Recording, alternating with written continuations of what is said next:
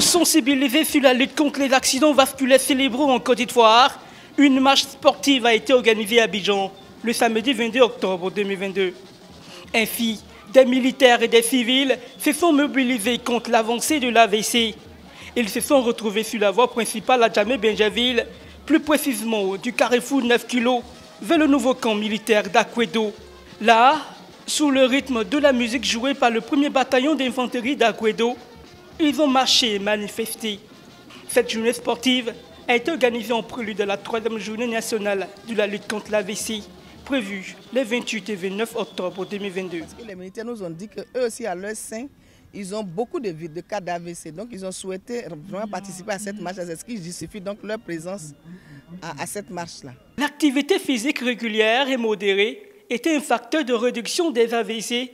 Guedier Hervé, représentant du ministre de la Promotion des Sports et du Développement de l'économie sportive, M. Paulin Glotdao, a affirmé que cette marche sportive est une initiative à saluer.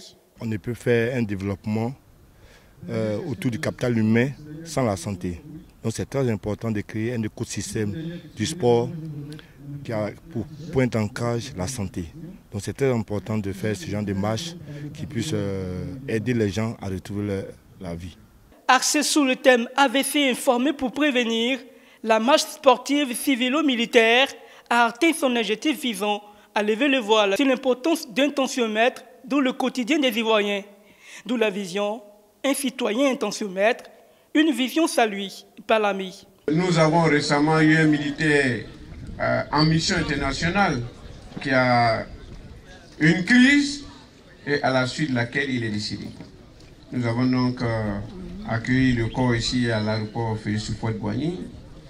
Nous avons des éléments qui récemment ont piqué, il y a un élément qui a piqué une crise. J'ai un élément avec moi dans mon cabinet qui a été victime d'un AVC.